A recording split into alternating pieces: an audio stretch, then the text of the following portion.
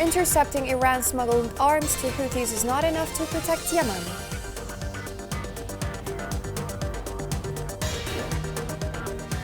UN says more funding is needed to address the humanitarian crisis in Yemen and Sudan.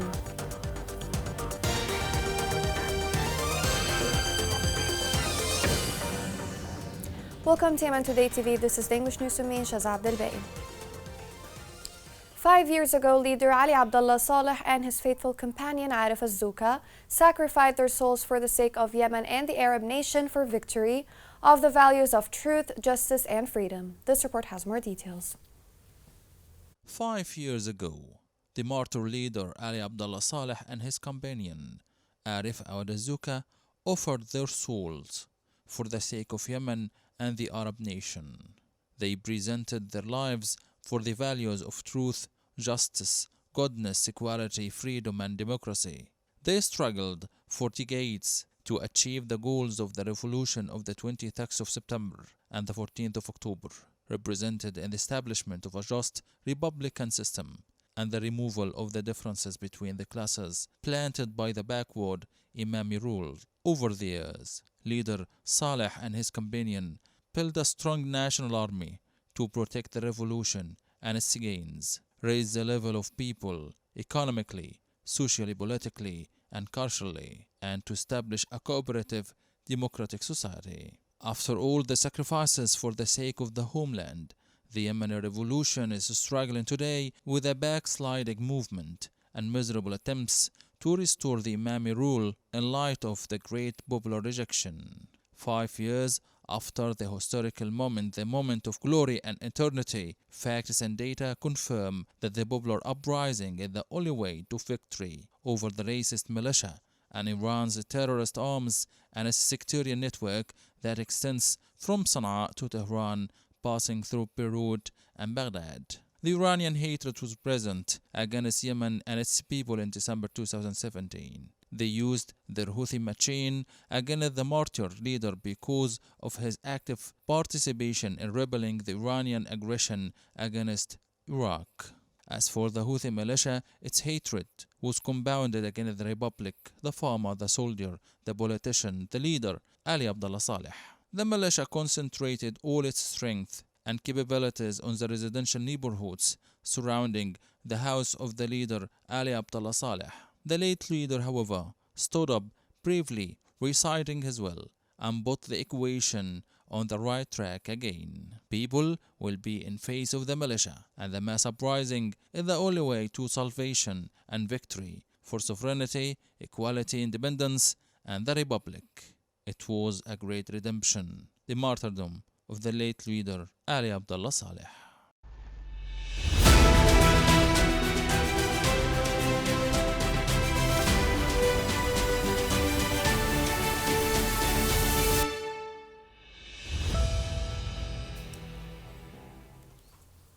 GPC celebrated the December uprising in Ma'rib. The celebration was attended by many figures.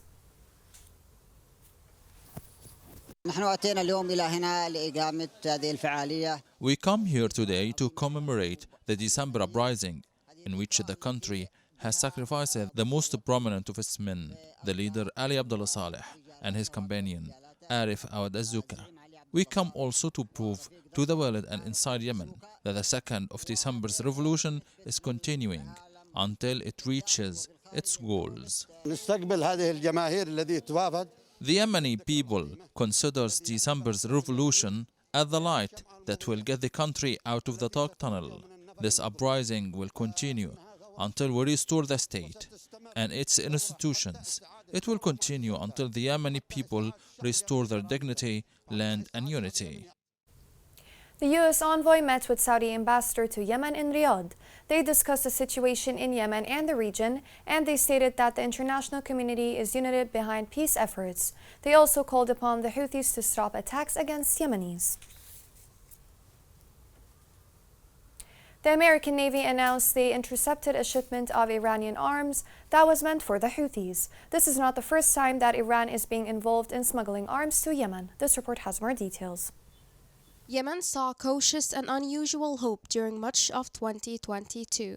A 2-month temporary ceasefire struck in April was extended twice, providing Yemenis with the longest period of peace in nearly a decade, and a period in which to begin attempting to alleviate the country's terrible humanitarian crisis, in which 11 million people face crisis levels of food insecurity, according to the UN's Refugee Agency. But it did not endure, and its failure at the beginning of October has had already disastrous consequences. Most crucially, a new wave of warfare puts people in danger. It also opens the door for greater war, deeper loss of Yemeni sovereignty, and fresh opportunities for destabilizing forces to exploit the country's incapacity to defend itself. The main culprit in this case is Iran. It has long counted Yemen's Houthi rebels among its regional proxies. On Saturday, the U.S. accused Iran of attempting to transport over 1 million rounds of ammunition and rocket components to Yemen, following a massive weapons discovery at sea. Despite the efforts of coalition partners, Yemen lacks a firm foundation from which to restore its security and response to challenges as complicated as smuggling and foreign influence. Furthermore, the Houthis continue to target maritime facilities, most recently the Al Dabba oil facility in Yemen's Hadramaut province. With the global economy already in peril, inadequate security in huge areas of the strategically important waterways surrounding the Gulf cannot be tolerated. Despite the recent success of the ceasefire, over a decade of warfare has demonstrated that diplomacy is difficult to bring about a peaceful end in Yemen. This is not always a diplomatic failure, but rather an indication that not enough is being done. The UN, Western allies, and the GCC have all demonstrated genuine commitment. On Wednesday, UAE President Sheikh Mohammed addressed the possibility of improving ties between the two countries with Rashad Al-Alimi, chairman of Yemen's Presidential Leadership Council. Nonetheless, the case for a wider global reaction is becoming increasingly compelling. While it has since expired, a truce in Yemen did exist earlier this year, providing actual relief. Success might re-energize diplomatic efforts abroad, especially in relation to the numerous regional crises involving Iran. Houthi militia members were killed and injured in violent clashes north of Taiz. The media sources stated that the government forces backed by the Popular Resistance stopped a Houthi attempt to infiltrate north of the city.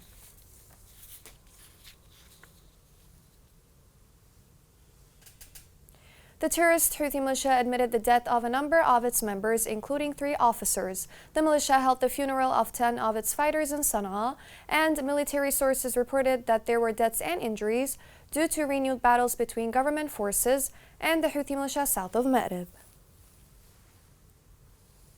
Massam Project announced it cleared more than 5,000 mines and unexploded ordnance in November. Massam stated that in the past week, the teams cleared more than 1,000 mines and unexploded ordnance.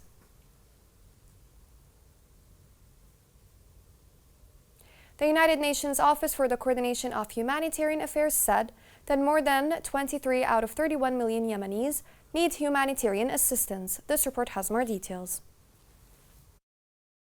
The United Nations appealed for a record $51.5 billion in aid money for 2023, with tens of millions of additional people expected to need assistance, testing the humanitarian response system to its limits. The appeal represents a 25% increase in 2022 and is more than 5 times the amount sought a decade ago. The UN Global Humanitarian Overview estimates that an extra 65 million people will need help next year, bringing the total to 339 million in 68 countries, which represents more than 4% of the people on the planet, or about the population of the United States. Over 100 million people have been driven from their homes as conflict and climate change fuel a displacement crisis. For the first time ever, 10 countries have individual appeals of more than $1 billion, including Ethiopia, Nigeria, Somalia, and Yemen. But donor funding is already under strain with the multiple crises, forcing aid workers to make tough decisions on priorities. The United Nations faces the biggest funding gap ever, with its unmet funding at 53% in 2022, based on data through mid-November. Unlike in other parts of the UN where fees depend on countries' economic size, humanitarian funding is voluntary and relies overwhelmingly on Western donations. Yemen's protracted conflict has exacerbated food insecurity, with an estimated 19 million people needing assistance as of August 2022, representing about 60% of the population. The economic impacts of the war in Ukraine have also exacerbated food insecurity concerns in Yemen. Between August 2021 and August 2022, the price of the minimum food basket increased by 65% in the south and 31% in the north of the country, according to the latest WFP monthly food security update. Coming next in the news.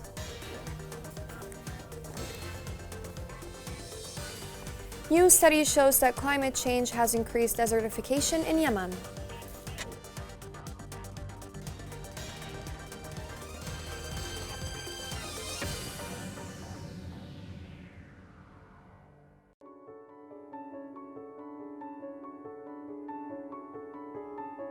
ننشر ندي ماء من الغيل والغيلة بعيد، كنا ندي بالدواب نعبي ماء وترجعنا. ننزل الساعة 5 رجعنا الساعة 9. ما يجي إلا ظهر لأن زحمة ما حد لي يخلي الجهل يغرف وإحنا تعبنا زيادة. وكنت أحس صدري يوجعني وعز قدرك ركبي يوجعيني. كنا ما نستخدم حتى نغسل أولادنا إلا يعني بأيام معدودة. كنت أغيب على المدرسة لأن كنت أروح الديمة. حتى وإن كان يجي الأمطار تروح هدر لأنه ما في معي خزانة. الوقت نشتري ب30,000 دي مع هستيلك ما يغلقش معها الشهر. لا تروح تطلب الله ولا أي حاجة، عبلا كل شغلك الماء. Welcome back. Ambassador of the EU met Yemeni journalists participating in ARIJ Forum in Amman. The ambassador affirmed that the Federation's support for freedom of press and the existence of an independent and active media in Yemen. Association of Mothers of Abductees appealed to rescue 4 journalists in the prisons of Houthis. The Yemeni Journalists Syndicate denounced the Houthi militia's torture of journalists in the prisons years ago. This report has more details. The Yemeni Journalists Syndicate denounced the Houthi militia's continued torture of abducted journalists in its prisons for years. 2 days after it was revealed that the kidnapped journalist Tawfiq al-Mansouri was severely tortured by a Houthi leader. The syndicate said in a statement that it received a report from the families of the journalists kidnapped by the Houthi group since June 2015, stating that colleague Tawfiq al-Mansouri was tortured and beaten on the head until his skull was broken by a Houthi leader supervising the file of the kidnapped, and he was also transferred with colleagues Abdul Khaliq Umran and Harith Hamid to solitary cells. It added that in the face of this horrible persistence in torture and intimidation of the kidnapped journalists for more than 7 years, the Yemeni Journalists Syndicate strongly condemns these violations against unarmed journalists, whose freedom is restricted in arbitrary and compelling circumstances. The Journalist Syndicate expressed its fears for the lives of the fellow abducted journalists, in light of this repressive treatment and the Houthi securities officials' pleasure in torturing unarmed abductees and depriving them of the right to health care and visitation. The syndicate called on all organizations concerned with freedom of opinion and expression, led by the Federation of Arab Journalists and the International Federation of Journalists, to continue solidarity with Yemeni journalists, press for the release of all abductees, and provide a safe environment for journalistic work in Yemen. On Friday, the families of the kidnapped sent an urgent communication saying that the journalist al-Mansouri was severely tortured inside the central security camp in Sana'a, which led to his skull being fractured. The families called on all organizations concerned with protecting journalists and defending human rights locally and internationally to confront Houthi leader Abdul Qadir al-Murtada and his assistants and to take measures to secure the lives of the detained journalists. It also called on the UN envoy and United Nations organizations to intervene to stop the repressive and brutal practices against Tawfiq al-Mansouri and his fellow colleague to save their lives and transfer them urgently to the hospital for treatment. The Yemeni Network for Rights and Freedoms documented more than 3,000 incidents of violations against mosques. It noted that the violations were committed by the terrorist Houthi militia in the period from January 1, 2015 to April 30. Informed sources in Sana'a revealed that the Iran-backed Houthi militia has adopted a plan to stop all sectors of women from all government institutions. Informed sources in Sana'a stated that the Houthi militia had agreed to a plan to restructure all government institutions, including the ending of all sectors of women in education, local administration, youth, sports, and other institutions that have a sector specialized in women's issues. A study prepared by the Yemeni government and the UN warned of the impact of climate change in the next few decades. This report has more details. A study prepared by the Yemeni government and the UN warned of the impact of climate change during the next few decades, alerting that it would increase desertification to 86% of the country's total area. The study reviewed the impact of climate change on Yemen and was prepared by the Studies Department of the Ministry of Planning and International Cooperation. It stated that the climate indicators and data recorded increased surface temperature in recent years due to the greenhouse gas effects. Yemen ranked 20th among the countries that suffer from high water stress, which could increase the possibility of water poverty due to traditional irrigation systems, the cut farms that consume much water, climate change, and high emissions of greenhouse gases. It attributed the increased desertification to the scarcity of monsoon rains, droughts, and more recently, erosion caused by flash floods. It warned that this negatively affected vegetation cover, land productivity, shallow and groundwater, wildlife, and livestock breeding, which are primary sources of livelihood for the majority of the population. According to the study's authors, the misuse of agricultural lands, the depletion of groundwater reserves, climate change, increased water scarcity, and frequent floods and storms have affected rural agricultural development and severely damaged agricultural resources, representing 80% of them.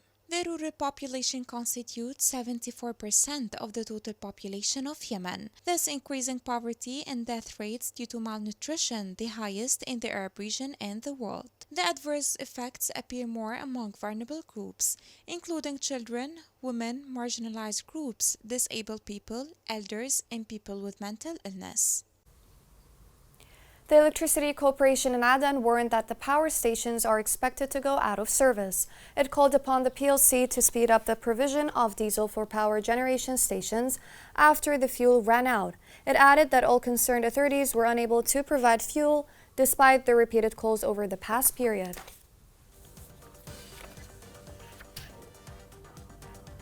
Here's a reminder of the main headlines. Marking December's uprising shows commitment of Yemenis to regain the state.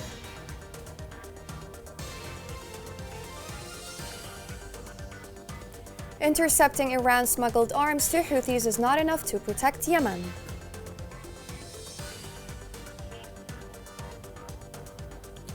UN says more funding is needed to address the humanitarian crisis in Yemen and Sudan.